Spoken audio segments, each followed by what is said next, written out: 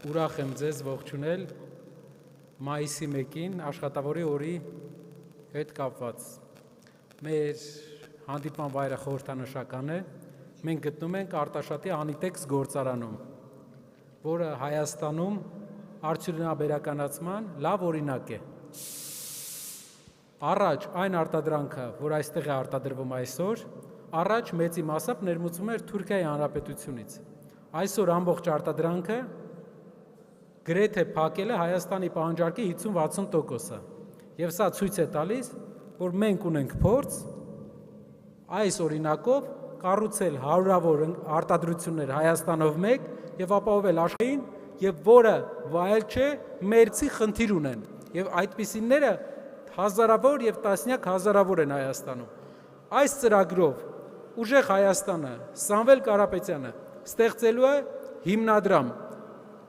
աղքատության հաղթահարման հիմնադրամ, որտեղ ներդրում է կատարելու պետությունը, ներդրում են կատարելու մեր գործընկերները աշխարհի բոլոր ծայրերից։ Եվ այդ հիմնադրամի միջոցներից մենք ապահովելու ենք ծայրեղ աղքատ ընտանիքների համար ամսական 5 հոգանոց ընտանիքի համար 150,000 դրամի նպաստ, որպեսզի նրանք հնարավորություն ունենան դուրս գան աղքատության թակարդից։ Ինչ է աղքատության թակարդը։ Սոցիոլոգիայի մեջ աղքատության թակարդը դա մի իրավիճակ է, երբ մարդը հայտնվելով աղքատության մեջ չի կարողանում ներդրում անել իր երեխայի կրթության մեջ, չի կարողանում ներդրում անել առողջապահության մեջ եւ երեխան չստանալով լավ կրթություն նույնպես հայտնվում է աղքատության մեջ։ Որպեսզի մենք կարողանանք հաղթահարենք աղքատությունը մեր երկրում, պետք է ծայրեղ աղքատների համար ստեղծենք բազային եկամուտ, ընտանիքի համար 5 հոգանոց 150,000 դրամ, որպեսզի նրանք կարողանան լուծեն իրենց առաջին անհրաժեշտության հարցերը, երեխայի բազային կրթության հարցերը նույնպես եւ դուրս գան աղքատությունից։ Սա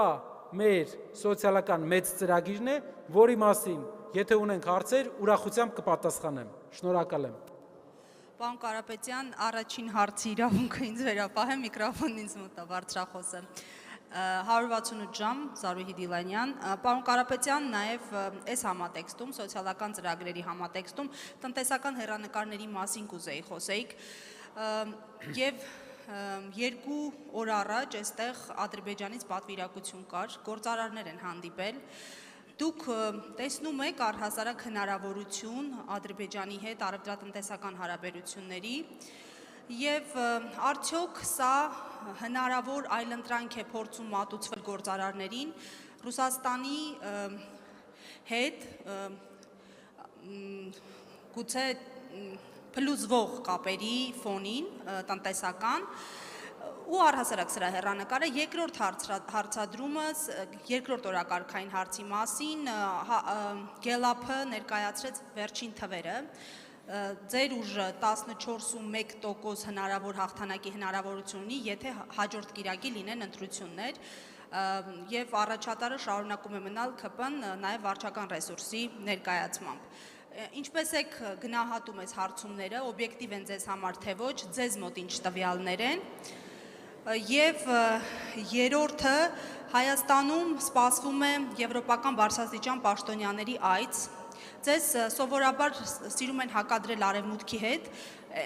բայց գիտեմ, որ նաև Եվրոպայի հետ դուք կապված եք եղել։ Ինչ-ինչ հարցերով, գործնական եւ այլն։ Պատրաստվում եք արդյոք դիմել եվրոպացի բարձրաստիճան պաշտոնյաների կամ տարբեր ձևաչափերով պատրաստվում եք անդրադառնալ ձեր հանդեպ այս մոտեցմանը ու հետապնդմանը կարելի է ասել, որովհետև տեսնում ենք, որ հատկապես ձեր ուժն է թիրախավորվում։ Շնորհակալություն։ Շնորհակալ եմ Տիկին Դիլանյան։ Առաջի եւ երրորդ հարցերը միացնենք իրար։ Նախ հարևան երկրների հետ տնտեսական հարաբերությունների մասին, Ադրբեջանի հետ տնտեսական հարաբերությունների մասին։ Ինչ ենք մենք տեսնում։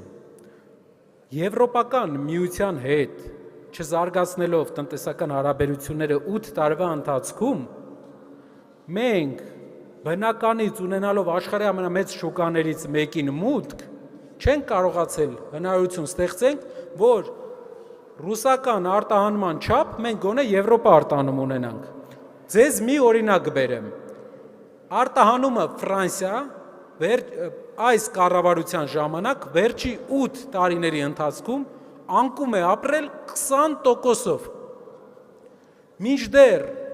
Ֆրանսիայի եւ Ռուսաստանի միջև արտահանումների տարբերությունը Ռուսաստանը 400 անգամ ավելի շատ է Հայաստանից ապրանք գնում Ռուսաստան, քան Ֆրանսիա։ Եթե մենք ունենալով աշխարհի ամենամեծ շուկաներից մեկը, եվրոպական շուկաներից մեկը,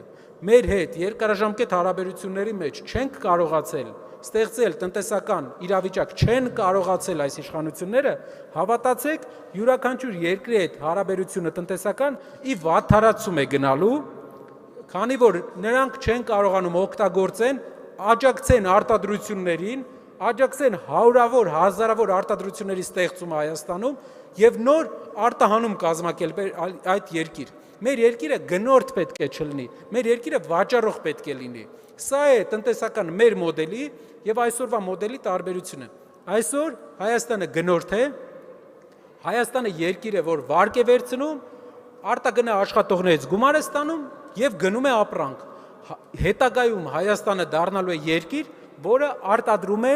վաճառում է եւ մեծ գումարներ է վաստակում դրանից ու կարողանում է իր ժողովրդին լավ պահել։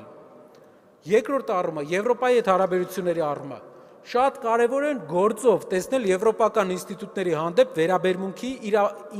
իրական վերաբերմունքի, իրավացի լինելը, ճիշտ լինելը, արդար լինելը, արդյոք կանանց կալանավորելով, անմեղ մարդկանց ձերբակալելով, քահանաներ, սրբազաններ ձերբակալելով, այս իշխանությունը մի քայլ մոտեցել է եվրոպական արժեքներին, թե ոչ։ Մեր շատ գործընկերներ ասում են, որ այսպիսի խայտառակ ընտրական process, ինչ որ այսօր է տեղի ունեմ նախընտրական process Հայաստանում, իրենք չեն տեսել եվրոպական եւ ոչ մի երկրում։ Ինչ է դա ենթադրում։ Հայաստանի պետությունը, հայկական պետության այսօրվա առաջնորդները խոսում են ծիրուն, գործում են գեշ։ Բանի հետ սոցհարցումները։ Սոցհարցումների հետ կապված, անգամ Գելափի հարցումներից մենք տեսնում ենք, որ